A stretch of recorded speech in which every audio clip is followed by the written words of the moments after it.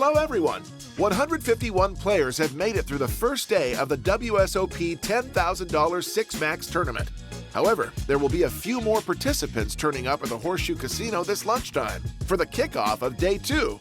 That's because the rules are allowing late registrations. Players will be able to buy in for another hour after play resumes. Adrian Mateos, Davide Katai, Julian Sitbon, and Pierre Calamusa are not among the latecomers, as they've all been working hard to build up their stack during the first day and all managed to qualify. While Adrian hovers in the top 10 with 360,000 chips, more on that later, we continue to keep a close eye on Pierre Calamusa, currently in 54th place in the rankings with a stack of 182,000 or 73 big blinds. Play will resume in just a few minutes. Our hero has time for one last interview. Over to you, Pierre.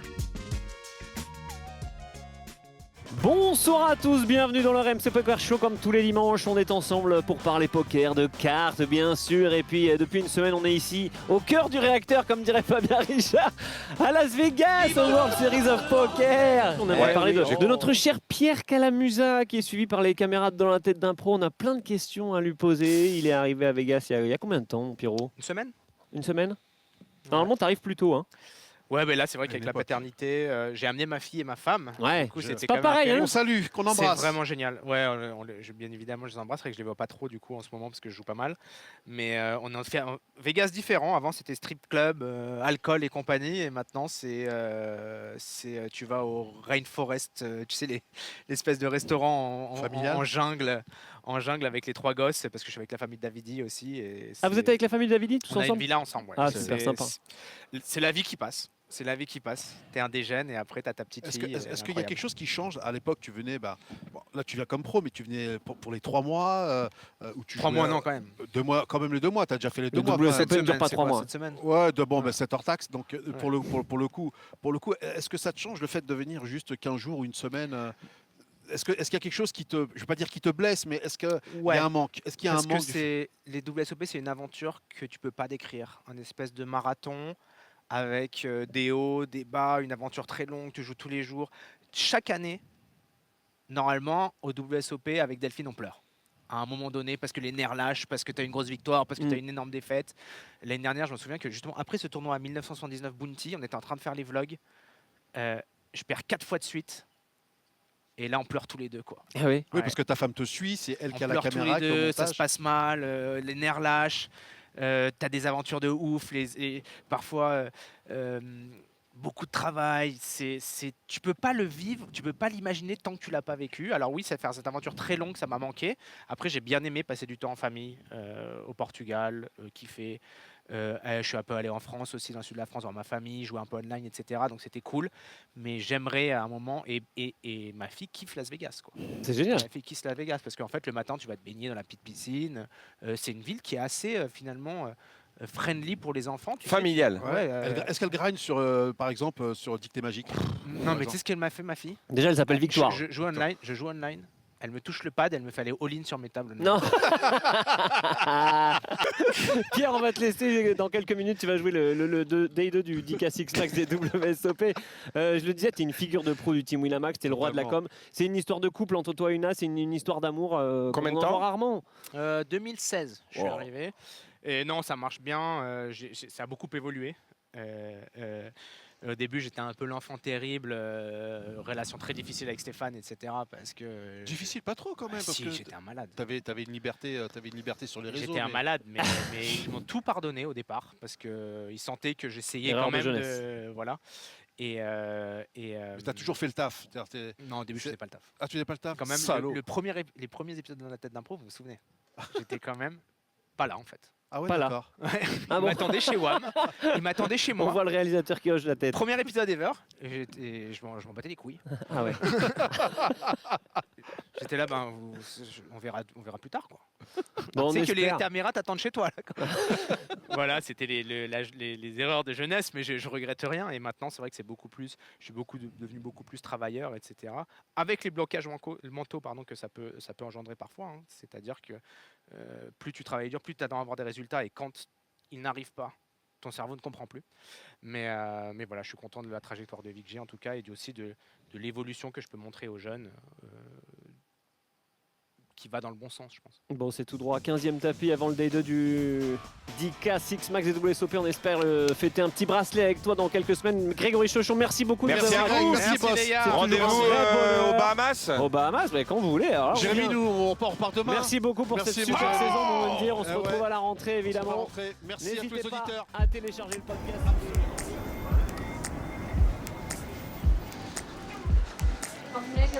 Take care. Jeremy, Mondir, they've become dear friends over time. We've been hosting the RMC Poker Show together for several years. These are always very special moments, but now I really need to hurry. I'm already late.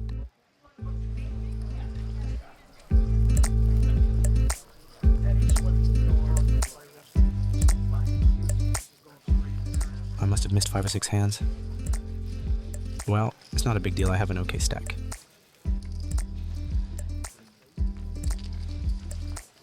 Hello.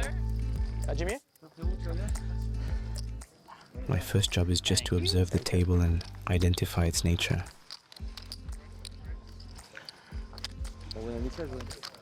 T'inquiète. J'ai loupé les blindes ou pas? Just a small. Just a small? Oh, it's okay. Quiet shit. You button. That's the most important, the button. Limited damage. I apparently had the button at the start of the tournament, so I only missed the small blind.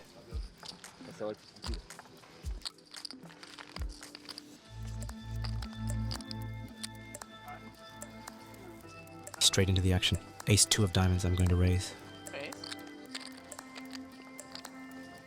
We're only 5 at the table.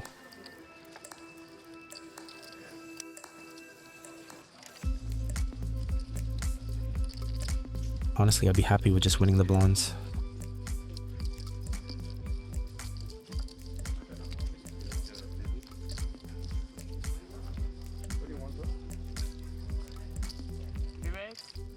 This Asian player 3-bets me to 9 big blinds. 30 effective, that's a huge 3-bet. These are theoretical spots that I've studied. I need to be sure about his stack size. Can I see your stack? You play like 80?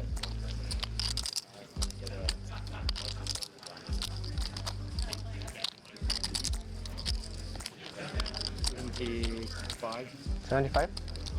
If my opponent is 3-betting as much as theory would suggest, I have a very good hand to go all in with. All these small ace-X suited are good candidates to make an aggressive move against the small blind. Now, I need to be sure about my read because if I'm wrong and he was just a tight player, it's just a disaster. I've never seen him on the circuit. I'm going to fold. I'm going to take the conservative option, keep my stack, and wait to have more solid reads.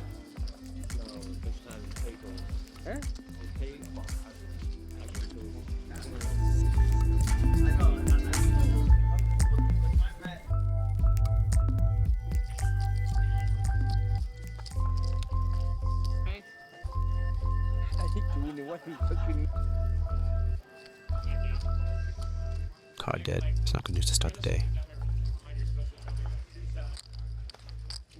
The blinds are expensive now. Each round costs 6,000 chips, and almost every other hand, we're in the blinds. This very nice Italian player has been playing in this circuit for years. He has some results, but he's an amateur player.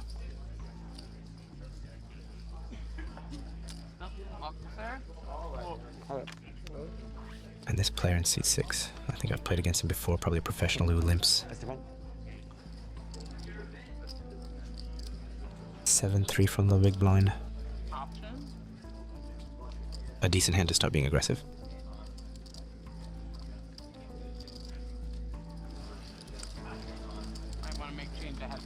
I'm simply gonna raise and try to win the pot right away. And it gets through, perfect. 25 for the big blind.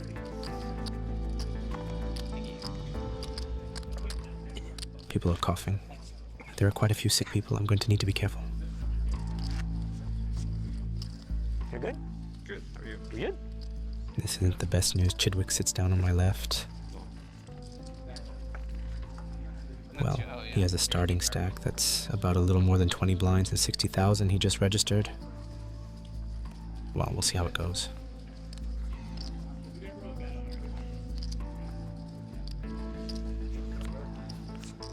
Okay, Jack 2 of spades. A spot I've studied. It's a great hand to raise with.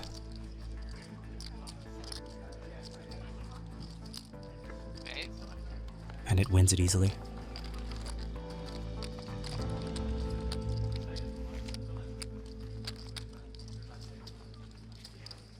That's also one of the benefits of having spent all these hours learning hand ranges, learning strategies. It's that it allows you to gain J2's confidence, even against the best in the world.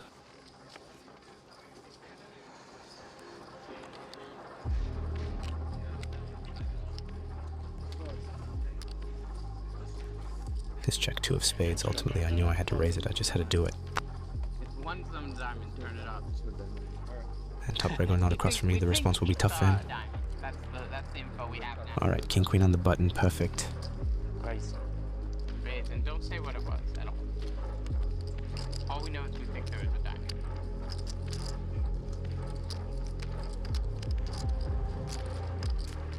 Steven has about 20 blinds. Anyway, king queen is going to be too strong of a hand to fold if he does anything. If he goes all in, I'm just going to call. He's still going to have plenty of hands that I'm dominating, suited broadways, even hands like queen jack off. You play 55? Yeah. This is just an easy spot going all in. All in. Let's go. Perfect. Above all, to not have that mental weakness which would constitute avoiding good players. On the contrary, I have this mentality where I'm going to fight fire with fire and battle for every pot against them, because not battling means giving them EV, and among professionals that's just not possible.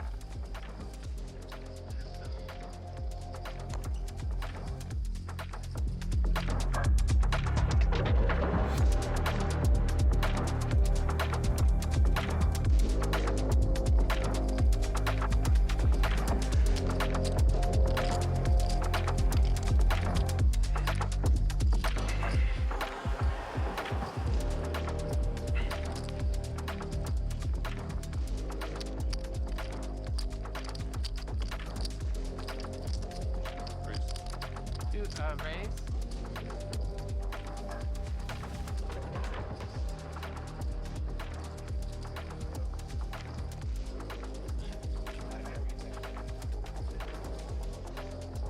He's been here less than 5 minutes and it's already going to be round 3.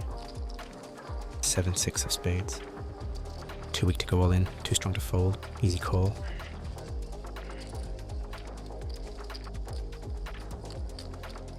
Good players.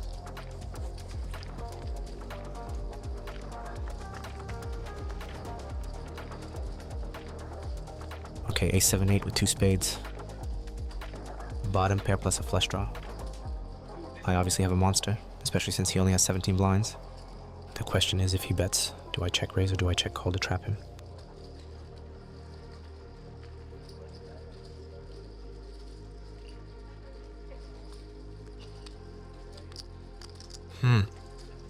He c-bets pretty big, so he's polarized a priori between a hand like ace 10 plus and a complete bluff with a hand like queen jack, king queen, or pocket fives.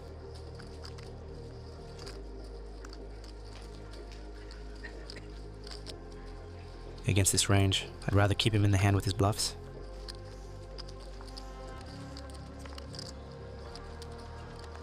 The turn really doesn't favor me.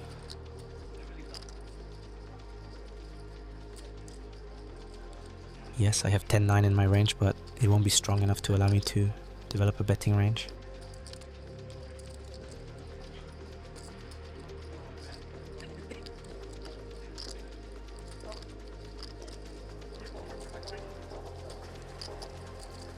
It's not an insignificant card, though. He could have bluffed with something like queen jack, king jack on the flop as a pure bluff, and to have now improved. He could still have hands. He has certain hands like king queen, queen 10, king 10, which now definitely don't want to bet the turn because they have double gut shots, and if they were to get check raised all in, it would be absolutely horrible for him.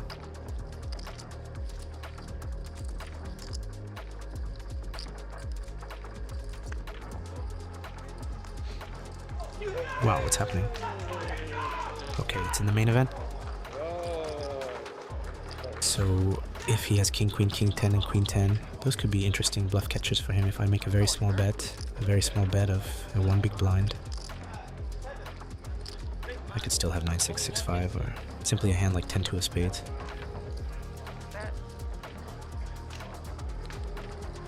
He's going to be forced to defend some of his king high hands, even his queen high hands.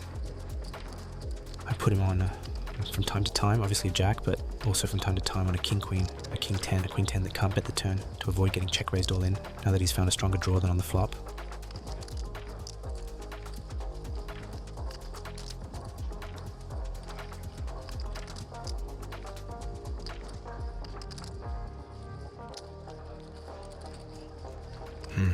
Come on, most importantly, don't raise me call. Sometimes I'm going to lose, sometimes I'm going to win. I'm fine with that solution. Come on, call. Call me with king 10, that would be perfect.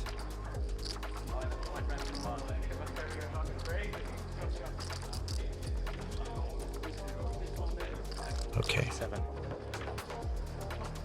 Yes, it wins it. This is a hand that would have been completely different if it hadn't been a jack on the turn. I think he wouldn't really have been able to have queen 10 anymore, or king 10, he would have bluffed them. But here, the turn gave him too much equity for him to risk betting those hands. All those hands were bluff catches that were pretty nice for him on the river. Hence the idea of donk betting one blind on the river. Alright, ace 3 of spades. Raise. Raise?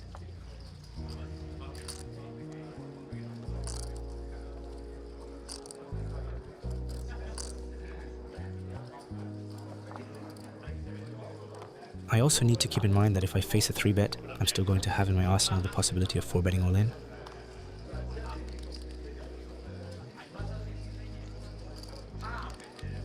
Now, it obviously depends against whom.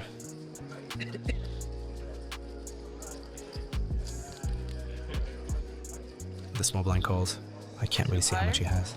So 120 behind. Okay, a bit more than 50 big blinds.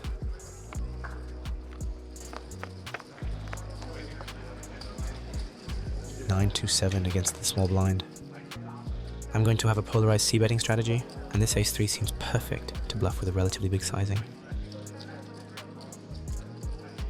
I'm not going to overbet because there's still a bit of ICM, but pot seems good to me.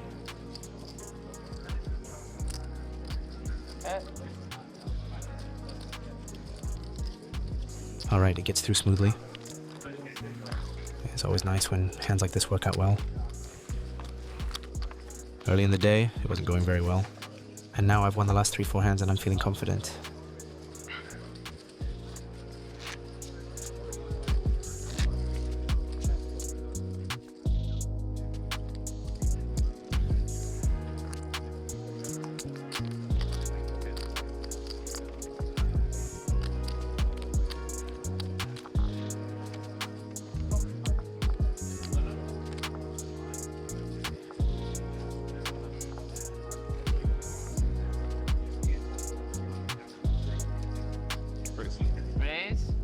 Chidwick raises 15 blinds deep from the low jack, which is under the gun in 6 max.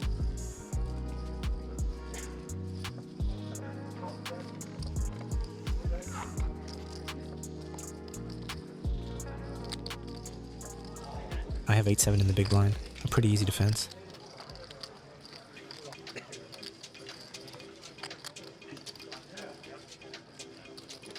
Good play. Alright, let's see.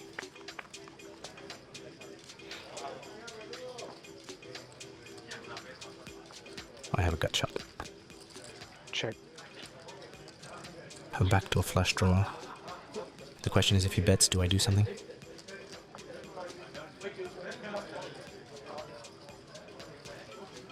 I feel like if he bets small, I'm gonna call once. Yeah, he bets one blind here. I'm going to have a pretty easy call. I don't want to check raise this hand because he has equity. I would check raise even weaker hands like Jack 9 with a heart, things like that.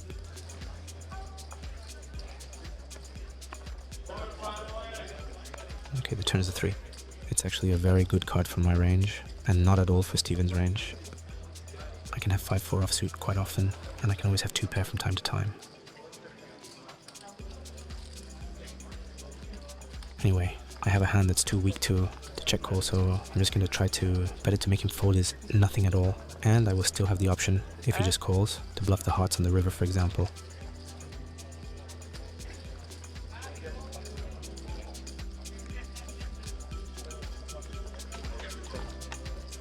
Well, if he goes all in, I'm just going to have an easy fold.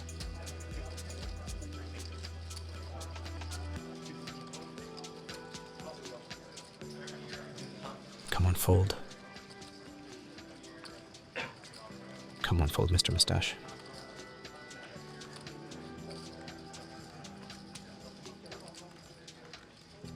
Okay, that's not bad. It's crazy how much presence he has, though.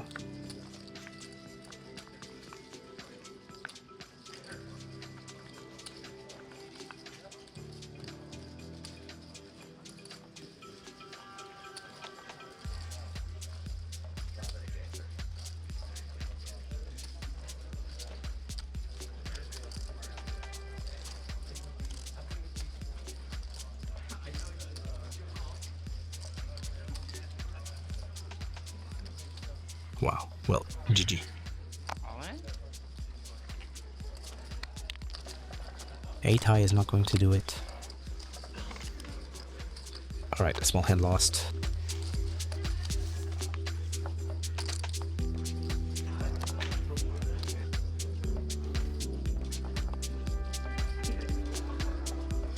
It's over for Davidi. He really had a rough WSOP, but he still has hope. He has 10% of my tournament, and I hope to bring him a nice stack of cash. Registration line by the time the next level starts, or you will be shut out.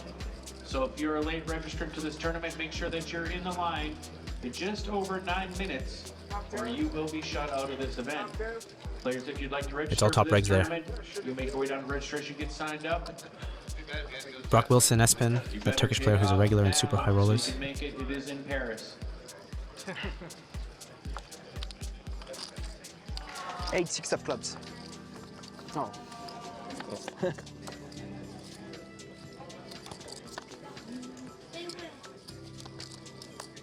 Alright, it's over for Steven. That's good news. Bum will be dead. Obviously, that's the risk when late registering tournaments. You come in with about 20 blinds and often bust quickly.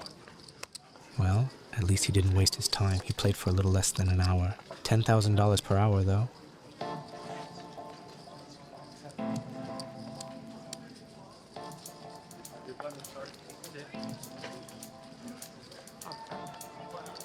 Raise? Alright, hijack raises. I have ace-jack on the button. A hand I'm obviously going to play. I'd rather call.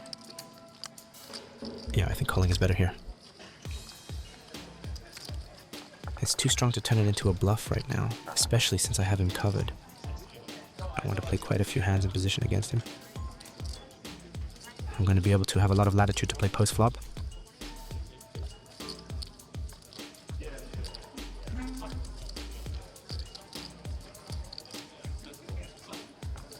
And Jamie is joining the party too. He's been very tight so far.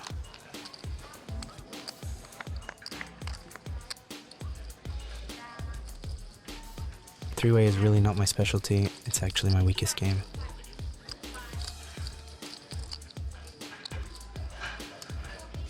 Well, I'm going to try to bet here as a complete bluff. I'm going to try to make the initial razor fold ace-king, ace-queen to start.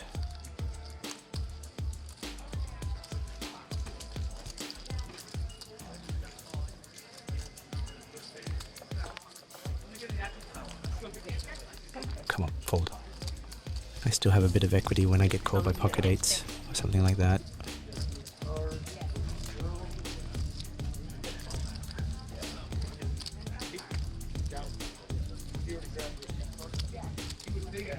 Come on, fold. He seems to have a decision. It's probably something like ace-queen, ace-king, I imagine, if he folds. Just don't raise, that's all I'm asking from you. Yes, perfect. Pourquoi ça Hein? Pourquoi ça tremblait là? Alright, that is my time. Vida's coming in. I'm going out. Thank you, everyone, and good luck. Non, ça n'a pas tremblé.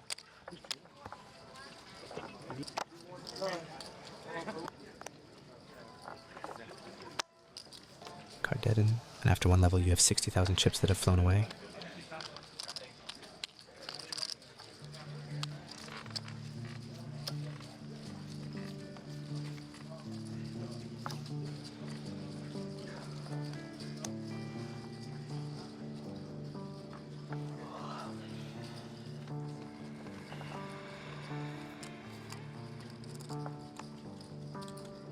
All in for a bit more than 5 blinds, 5.5 blinds from the player on the button. King 8 of clubs, that's going to be an easy call.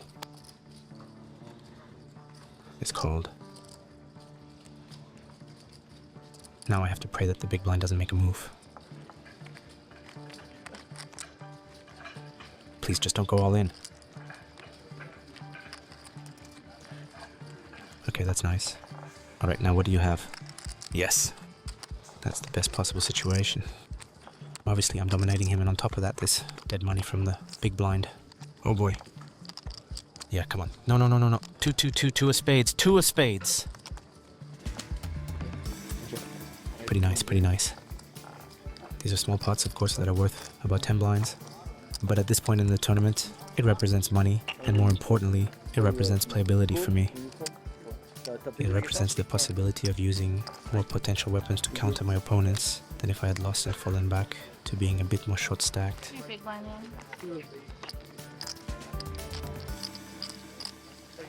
Now I'm going to dominate them a bit more in terms of stack size, and that's going to matter. Ace 8 of spades, perfect. We're going to continue on this roll. La machine de guerre. La Roman arrives at the table, a very dangerous player, but he looks like he's at death's door. He can't stop coughing.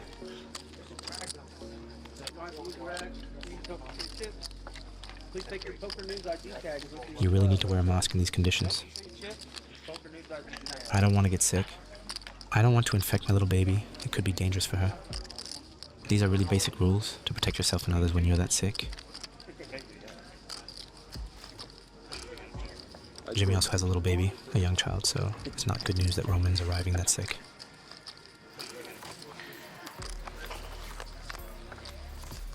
Okay, 5-6-6. I'm just going to check back. I don't want to get check raised. I have a hand that can improve on the turn and on the river, and that has showdown value. Turn 9. He checks. Jimmy might still have some check raise lines on the turn.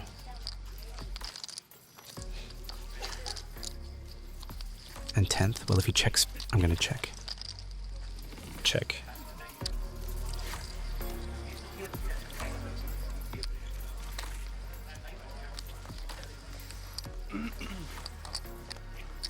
Nice hand.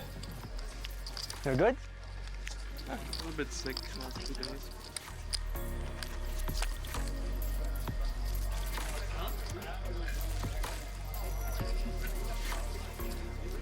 Well, I'm cold and I'm going to mask up. He's too sick. Yeah, I have to. He's pale. I've never seen anything like it. T'as du gel pour les mains? He looks like the Phantom of the Opera. I'm a bit tilted here, especially since we're playing with chips. We're exchanging chips. We need to follow these hygiene rules. Il est malade. Quoi, tu veux?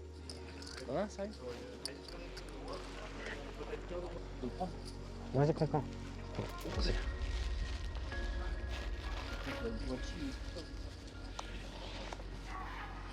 I should put myself. Yeah, we do it because of you. Oh, I mean, if I knew it, I would. No, because my little is very little, so. Can I take it? Yeah, of course. I mean, I'm happy. I just didn't have one. Thank you very much. Yeah. Because. No, it's okay. I have young children. He agrees to take a mask, but maybe the damage is already done. Well, anyway, the table is breaking. Alright, guys, thank you. You can take it off. Alright.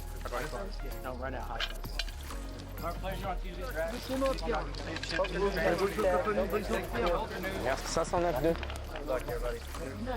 Ciao, guys. All right, new table, new adventure, new profiling.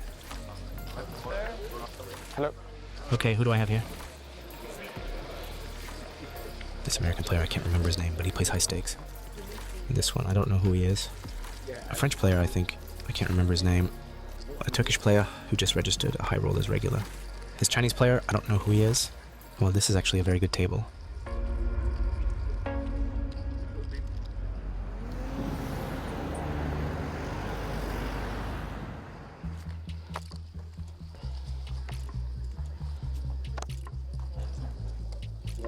Raise.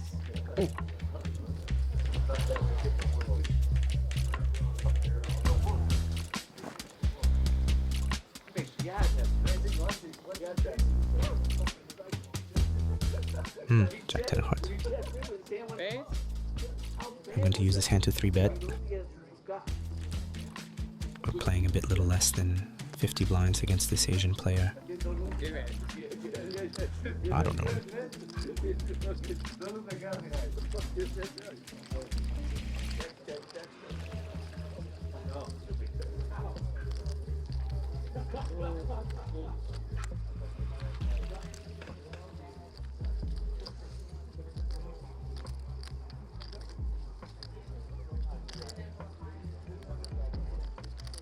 How much does he have? 100, 110, 120, 130, 140, 150,000.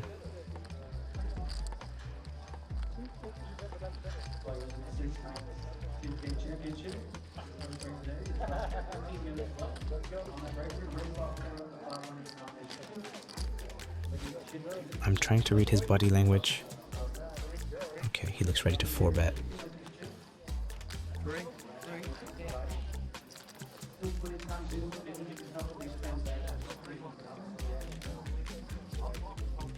That's a big sizing. 25, 30, 35, 40, 47,000. On one hand, it's annoying because it's a bad price. On the other hand, it's reassuring because I think he never has pocket aces, pocket kings, pocket queens, which are the hands that bother me the most. But he very often has ace king, especially ace king. So I'm just going to call and try to find a favorable flop. I think he's going to make big mistakes after the flop. He could potentially also have ace jack or king queen as a bluff. Two players.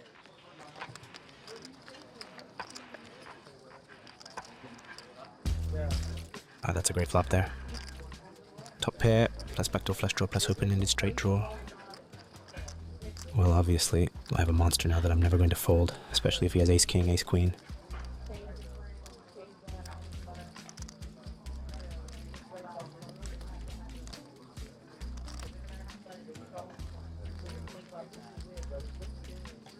The question now is, how is the money going to go in the middle, and how can I make it so that, well, he checks. The question now is, how do I want to play my range of hands? And how do I want to play this hand? This hand in particular? Here, anyway, I'm just going to bet 15% of the pot. That seems to me like a super powerful sizing in a 4-bet pot.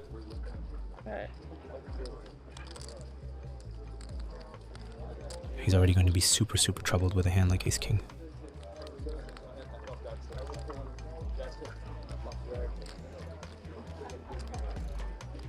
He's going to have to continue with a hand like ace jack, which is drawing dead, for example, a hand like ace queen, which really isn't good.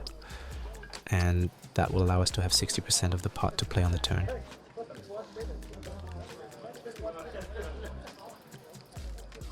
Well, he could have hands like king queen here, hands like ace queen.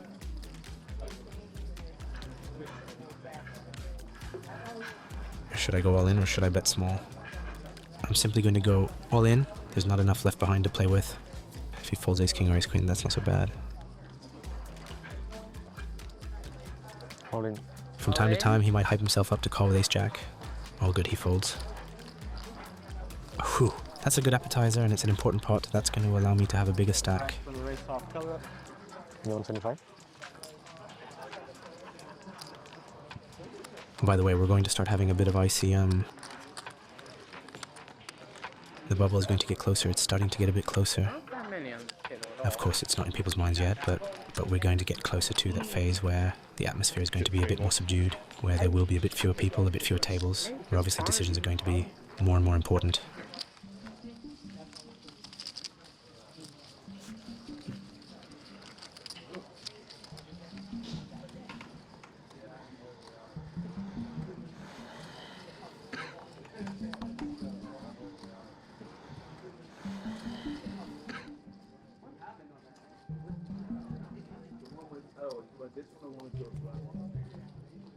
I have Jack 10 in the big blind. I'm going to check his stack still. How much are you playing? Sorry. 90? Yeah. Okay. A little bit more. Sorry. 99.5. Thank you.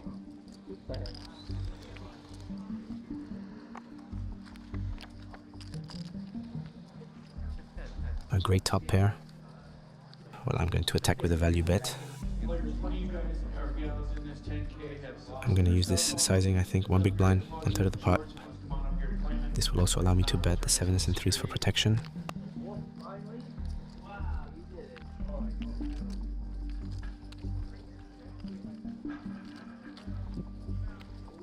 What is he thinking about? 30 blinds? What does he have? 33 blinds at the start of the hand. Okay, he called. What could he have? He has quite a few 7s. He also has quite a few random hands, like King 10 with a heart, King 9 with a heart. Ugh, the Ace of Hearts. That's really not a good card. I can't value bet anymore. I'm drawing dead against a pot of his range.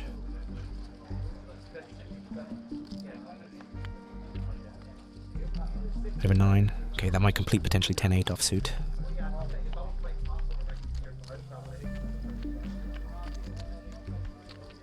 Wouldn't he have bet this hand himself on the flop?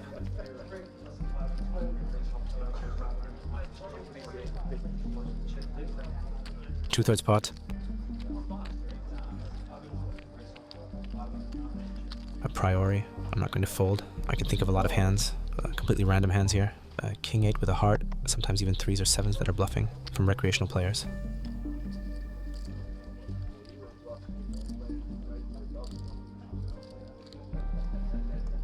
I'm calling. Wow, he has King Queen of Spades. Okay, definitely a recreational player. He had a pure pre-flop raise, and his hand is probably too good to bluff after the flop, so he played poorly pre-flop and on the river. That's quite a few mistakes for a 3-street hand.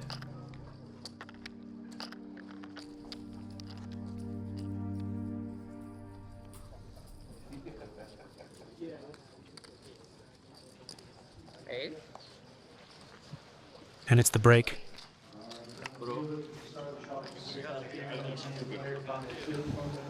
Ah, perfect. There's Adri. I need to ask him for some info about the Turkish player on my left. I saw he plays the high rollers and super high rollers, so Adri must know him. Adri? Ça va? Congratulations. Do you have on the WhatsApp if you know the player? Which player? I posted on the... He plays high rollers also. That one, no. You don't know? Okay. No, he doesn't know him. Well, I'm going to have to work with what I've got.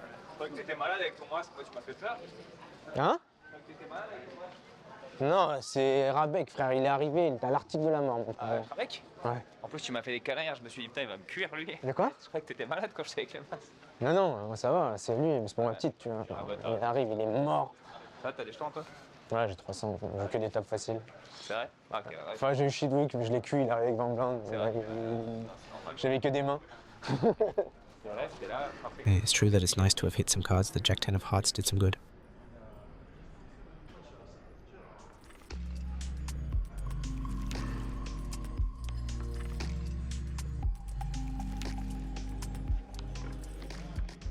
A quick water splash and we're back at it. I'm feeling really good.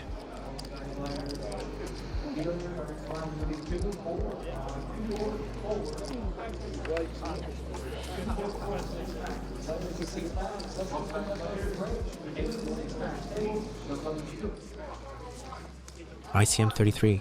There are 160 players left out of the 500 who started.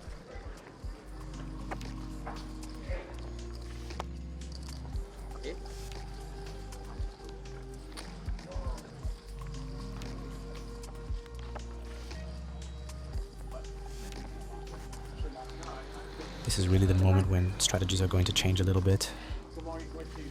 I won't be playing exactly like at the beginning of the tournament anymore.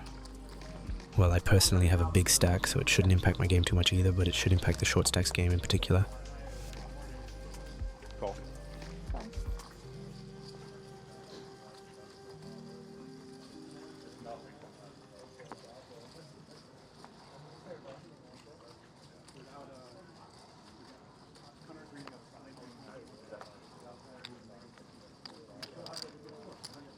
King Jack. I don't have a decision, it's simply a defense.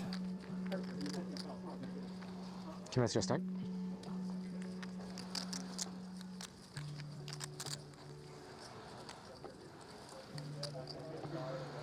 Okay, this American player is all in for 2 big blinds. 21,000 in the main pot. Well, guys, for here, 21, right?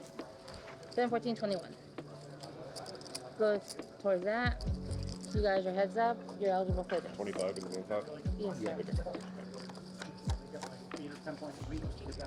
Queen 6-3, all clubs. I think I'm gonna bet to try to make an ace-high fold from the small blind and win against the player who was more or less forced to go all in. He should have hands like King 7 offsuit, like 10-9 off. What does he have? Well, he had a real garbage hand, but the problem is that he doesn't have King 7 but King 6, and he has the clubs too. Well, that's one big blind loss, that's how it is. You've come back with a bang, Pierre. Nothing to say there. In just 2 hours, your stack has climbed from 180,000 to 300,000, or 75 big blinds, while we're down to less than 160 players still in the race. This second day of the $10,000 Six Max is off to a great start, but will it last? We'll find out very soon in the next episode of Inside the Mind of a Pro.